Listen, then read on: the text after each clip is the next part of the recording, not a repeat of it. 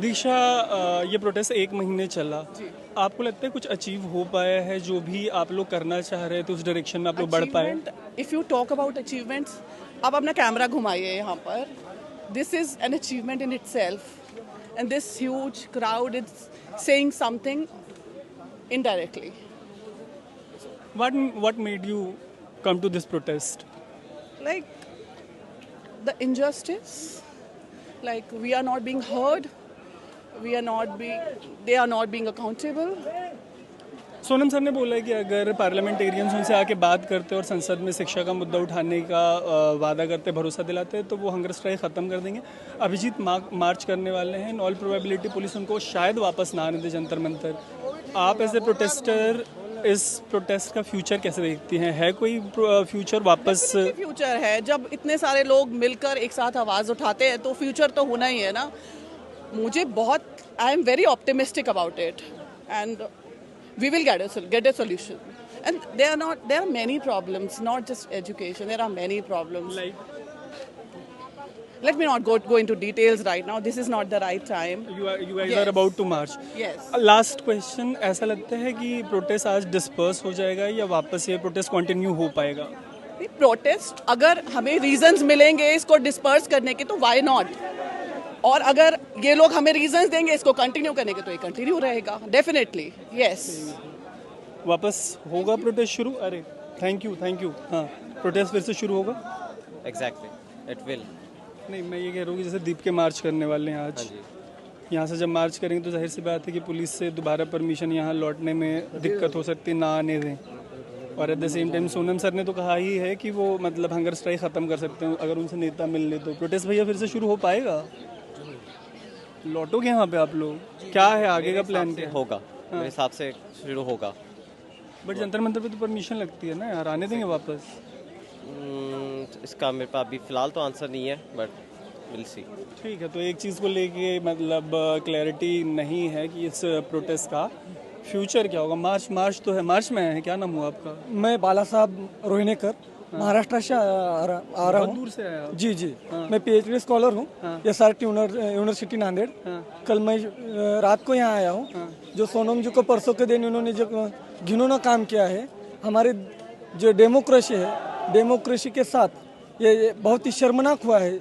इस वजह से पूरे दुनिया में हमारा देश, तो अभिजीत भैया को और सोनम जी को मैं प्रोटेस्ट करने के लिए महाराष्ट्र से आया हूँ।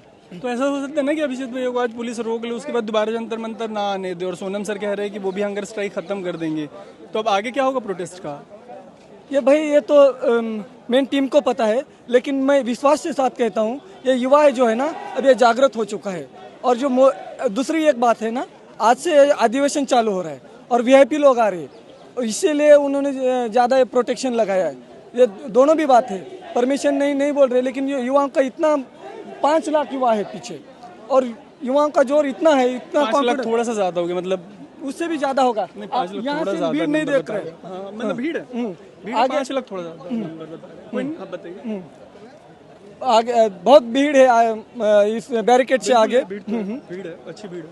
तो युवा के जोश के आगे जो है ना कुछ नहीं हो पाएगा। और मोदी जी कहते थे ना ये 56 इंच का सीना है, हमें इस माध्यम से बताना है मोदी जी ऐसी कौन सी मजबूरी आ गई जो आपका 56 इंच का सीना, जो एजुकेशन मिनिस्टर का इस्तीफा नहीं मांग रहा है, ये आप देश के भविष्य के जो बच्चे हैं उनके साथ आप ऐसा क्यों खिलवाड़ कर रहा है? हमें शर्मिंदगी महसूस हो रही है कि हम इसी के ये दिन देखने के लिए मोदी जी को हमने चुना था। क्या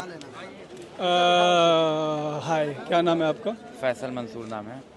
कुछ अचीव होता दिख रहा है प्रोटेस्ट से? अचीव, हम जालिम हुक्मरान जालिम सरकार के खिलाफ लड़ रहे हैं।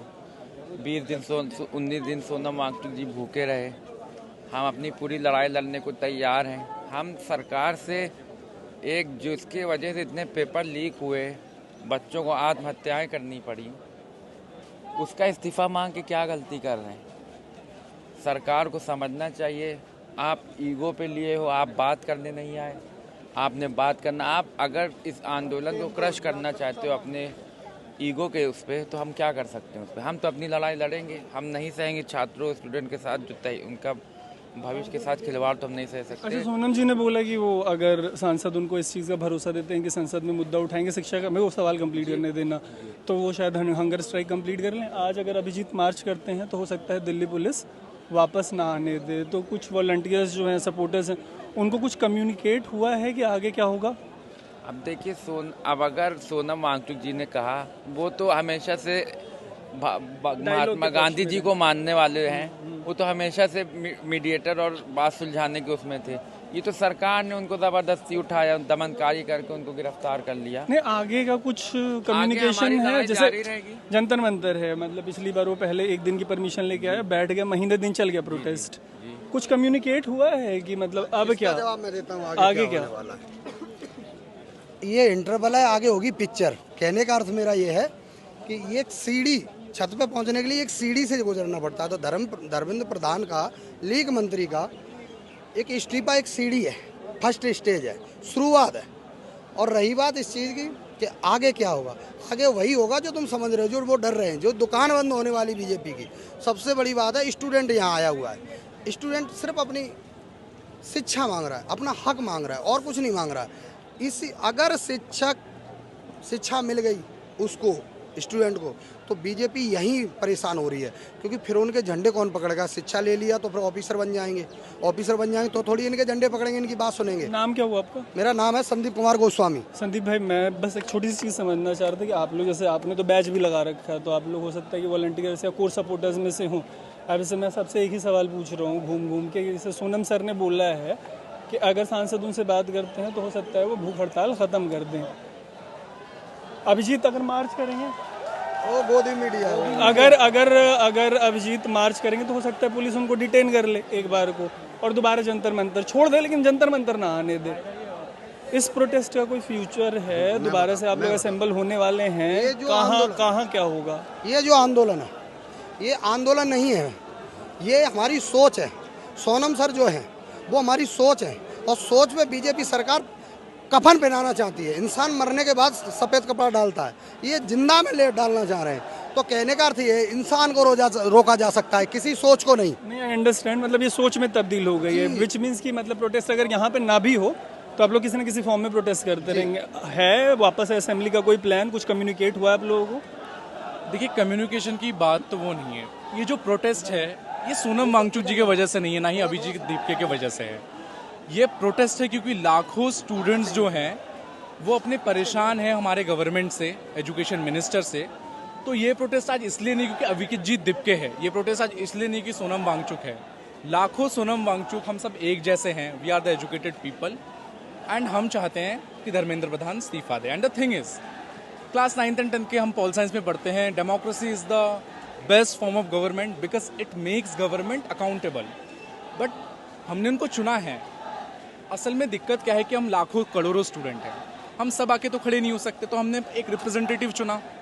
We choose a single person जो हमारा फेस बने। अब वो पर्सन कैपेबल नहीं है।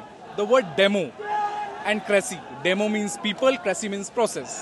तो जब लोग ही नहीं चाहते कि भाई तुम रहो, तो तुम क्यों हो? डेमोक्रेसी का मतलब तो रूलिंग है ही नहीं, तो आप क्यों चुप हो? हमने आपको चुना है, you are just a face of us, you are just a bum of us, so please resign.